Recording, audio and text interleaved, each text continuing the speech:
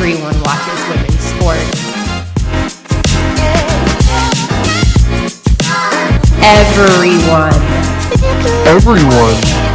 Everyone watches women's sports.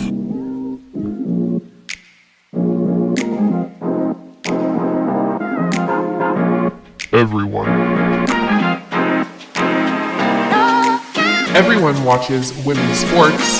3, 2, 1, yeah! Everyone watches women's sports. The podcast. Welcome back. It is the first official episode of Everyone Watches Women's Sports, the podcast. Hope you all had a chance to catch Sabrina in the NBA All-Star Weekend 3-point challenge against none other than Stephen Curry. What a performance. She scored the same as Dame. He won, obviously, the NBA All-Star 3-point contest, and Sabrina scored the same amount of points as Dame. Unfortunately, she did lose to Stephen Curry, but to be able to complete that contest with the same amount of points as the men's winner, I think is crazy. What an insane performance by Sabrina, and what an insane performance just all weekend long by all the WNBA stars. Obviously, we saw Natasha Cloud, we saw Jewel Lloyd, and so many other faces out there supporting. Asia Wilson was on Stephen A's coaching staff. Unfortunately, she did not get the win, but so many WNBA faces all throughout NBA All-Star Weekend. So I just love the attention that Sabrina is getting, and if you are watching the video version, you can see my Sabrina shirt and my hype for her. Obviously, always got to show love to the Oregon alum when I can. Without further ado, I do want to get into a women's basketball focused episode for today. We're going to be talking about NCAA women's basketball and a little bit of WNBA free agency to close out the episode. So let's get it started. Coming off the top, we are finishing out the last few weeks of regular season play in NCAA women's basketball before brackets are finalized and we head into March Madness. Obviously, we finally saw Caitlin Clark break the women's all-time scoring record against Michigan. Here's the thing. I don't think Iowa will fare well in the tournament. Depending who they match up against, I see a definite possibility for Iowa to get sent home in the Elite Eight or even the Sweet 16 if they're not careful, and if they're not on their best defensive game. So going back to that game against Michigan when Caitlin broke the scoring record, Michigan did outplay Iowa defensively. The Wolverines had more defensive rebounds, more blocks, and more steals than Iowa. And if Iowa allows that to happen in the tournament against a team that is more effective offensively than Michigan, it could be troublesome for Caitlin and the Hawkeye. So, best of luck to them. Best of luck to her. I know she was obviously able to carry it pretty far last year before losing to Louisiana State. I don't foresee that happening again for Iowa this year. Like I said, I wouldn't be shocked if they ended up getting booted in the Sweet 16. So that brings me to our next topic, obviously, of South Carolina. They remain unbeaten. It is what it is. They were without Camila Cardoso for 2 games while she was with the Brazilian national team. She did return for their matchup versus Tennessee just a couple of days before this episode is being recorded. During Cardoso's absence, Ashlyn Watkins stepped up tremendously and heavily contributed to South Carolina's wins against Missouri and UConn. I think, here's the thing. I think that South Carolina should want to see a loss before they head into March Madness. March is certainly not the time that you want to decide to have a bad game. So, just considering the fact that all streaks come to an end, I think that South Carolina is coming due for a loss. And I know so many others out there are curious to see if there's a team out there that can end up slowing down Dawn's adjustments and see her frustrated, kind of like we started to see her becoming against Tennessee. It is possible to do. And unfortunately for everybody else, Dawn is really good at recognizing when to make those adjustments and implementing them. So if there's a team that can adapt to her decision making, I think we'll see South Carolina finally get shaken up a little bit. Most of the top 25 teams that still have 5 or 6 games left in their regular season. So there's definitely going to be a lot to watch, as there's going to be more rating shakeups and more electric performances as, people vie for tournament seeds and, kind of see things shake out there. So last and certainly not least, the final topic in the NCAA segment takes us into the WNBA portion of the episode for obvious reasons. Paige Bueckers from UConn, obviously, did announce at senior night just a few nights ago that she will be returning to UConn. So this means that clearly she will not be in the upcoming WNBA draft in April. So this does change the way that WNBA free agency will pan out. And as many thought that Paige might end up in Chicago, that's obviously not going to be the case anymore. So it's now going to be a question as to whether or not somebody else goes in her place to Chicago and who that will be, obviously. So moving on to the rest of the episode here, taking us naturally right into WNBA free agency, scooting right back to that third pick that Chicago has. They got that third pick that resulted in the possible Bueckers draft.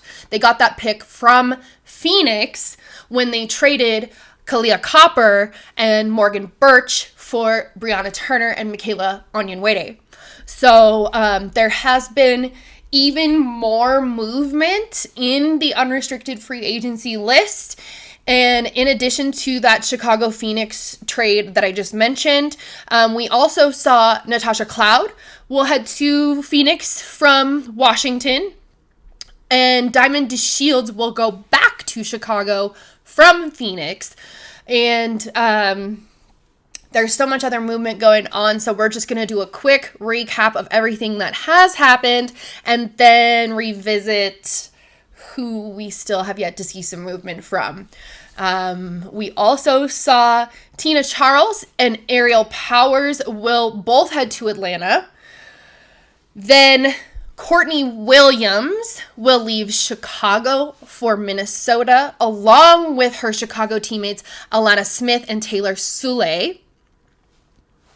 Additionally, the Los Angeles Sparks, have re-signed Laisha Clarendon and Ray Burrell, but they will also be joined by Monique Billings and Taylor Mikesell, who are coming from Atlanta.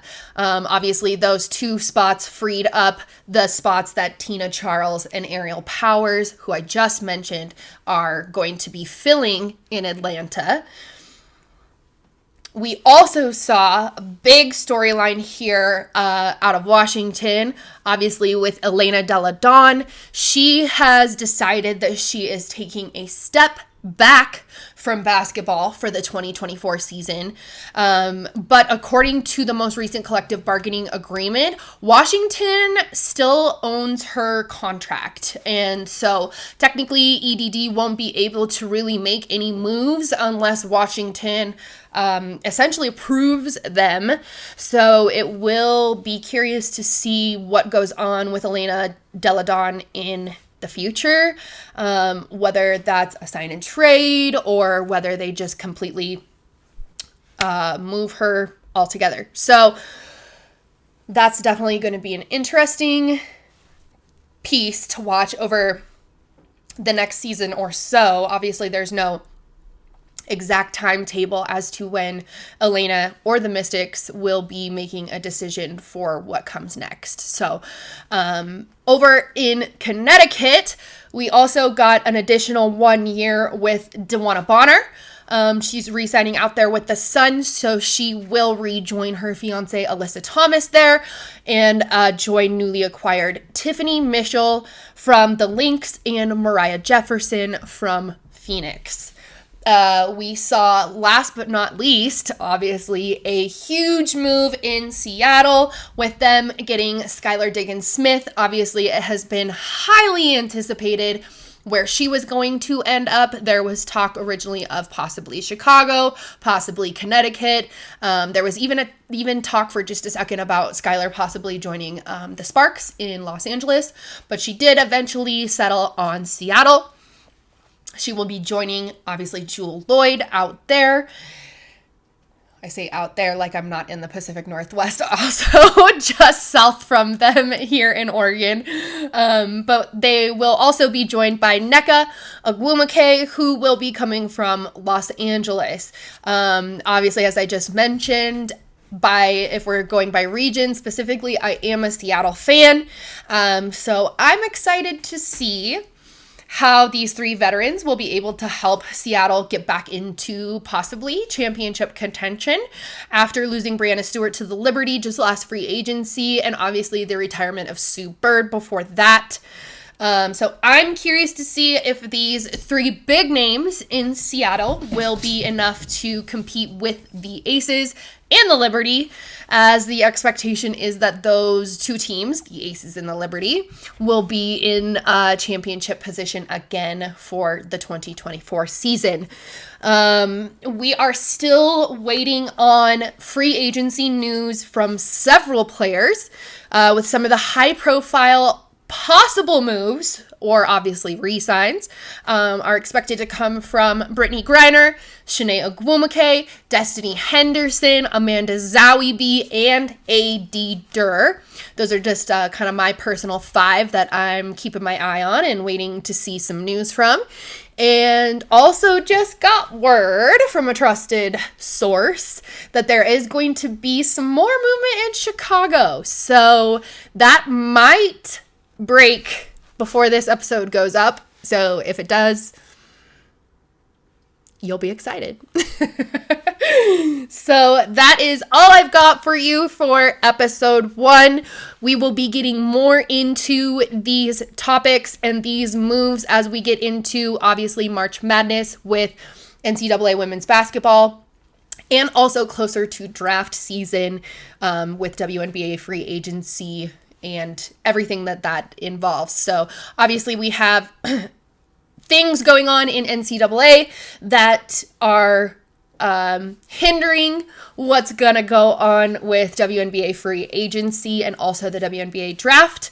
According to eligibility and rules, players have until, I believe it's 48 hours after their last tournament game to declare. So as long as players have made it to March Madness and they are still alive, they do not have to make a WNBA draft declaration. So keep that in mind as we see things happen or not happen.